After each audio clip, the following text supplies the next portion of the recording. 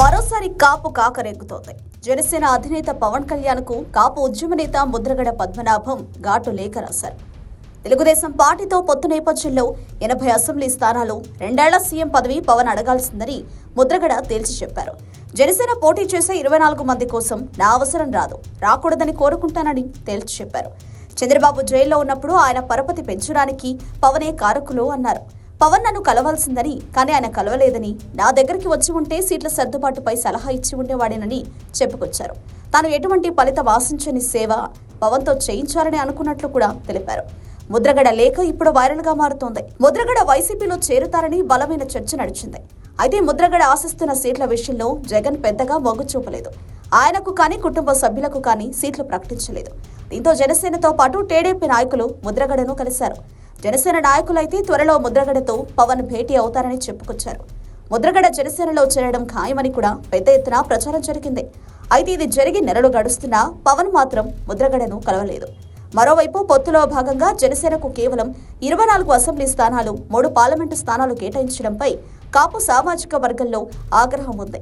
సరిగ్గా ఇటువంటి తరుణంలోనే ముద్రగడ పవన్ కు లేఖ రాయడం విశేషం. ముద్రగడ తన లేఖలో కీలక అంశాలను ప్రస్తావించారు. మీరు వస్తారని చెప్పించి రాలేకపోయారు. మీ నిర్ణయాలు మీ చేతులలో ఉండవు. ఎన్నో చోట్ల పర్మిషన్లు తీసుకోవాలండి అంటూ పవన్ ఒక కీలు బొమ్మ అని చెప్పకని ముద్రగడ చెప్పేశారు. మన ఇద్దరి కలయిక జరగాలని యావత్ జాతి చాలా బలంగా కోరుకుంది. నా గతం, నా బాధలు, అవమానాలు, ఆశయాలు, కోరికలు అన్నీ మరిచి మీతో ప్రయాణం చేయడానికి సిద్ధపడ్డా. రాష్ట్రంలో ఒక కొత్త రాజకీయ ఒరవడి తీసుకురావాలని చాలా బలంగా ప్రయత్నం చేద్దామని ఆశించా.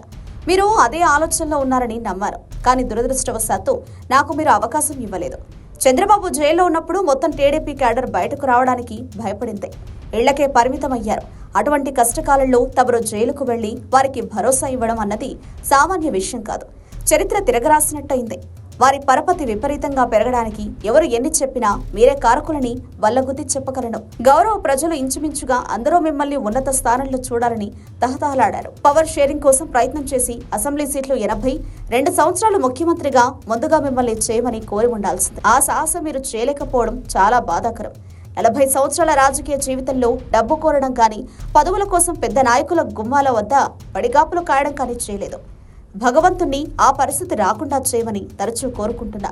కానీ మీలా గ్లామర్ ఉన్నవాడిని కాకపోవడం, ప్రజల్లో పరపతి లేని వాడిని అవ్వడం వల్ల మీ దృష్టిలో నేను లాస్ట్ గ్రేట్ వ్యక్తిగా, తుప్పు పట్టిన ఇనుపలాంటి వాడినిగా గుర్తింపు పట్టడం వల్ల మీరు వస్తానని చెప్పించి రాలేకపోయారు. మీ నిర్ణయాలు మీ చేతుల్లో ఉండవు. ఎన్నో చోట్ల పర్మిషన్లు తీసుకోవాలి. మీ పార్టీ పోటీ చేసే 24 మంది కోసం నా అవసరం రాకూడదని భగవంతుణ్ణి ప్రార్థిస్తున్నాను అంటూ ముద్రగడ లేఖ సాగింది. అయితే తనను ప్రశ్నించిన వారు కాదని, తనను నమ్మి తన వెంట వచ్చిన వారే తన వారిని పవన్ చెప్పుకొచ్చారు. గత ఎన్నికల్లో ఒక్క స్థానం కూడా ఇవ్వలేదని, అలా ఇచ్చి ఉంటే మీరు అడిగిన అన్ని సీట్లు అడిగేవాడినని పవన్ తేల్చి చెప్పారు. సరిగ్గా ఇటువంటి సమయంలోనే ముద్రగడ లేఖ రాయడం విశేషం.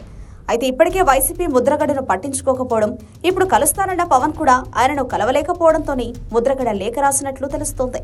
దీనిపై పవన్ ఎలా స్పందిస్తారో చూడాలి. Subscribe to Social TV Telugu for more videos. Hit the bell icon for faster updates.